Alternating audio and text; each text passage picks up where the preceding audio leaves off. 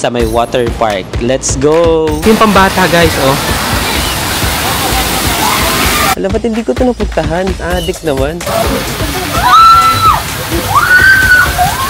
Hey! Nabubobo na ako. Dito pala sa gilid yung number, tanga-tanga. Kadiri. Yung sa beach chair, parang ano, parang umuupo na lang sila pero hindi naman sila nagbabayad. For one time, so kailangan iiwan ko na to dito, guys. Hayop. Pero wala naman sigurong kukuha. May hair dryer.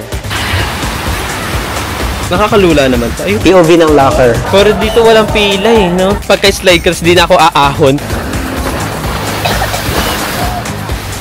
Yan o, yay! The process is successful. The locker is now open. Gago na sa women ako pumasok. Pinigilan ako agad na bawal daw. Kapong ka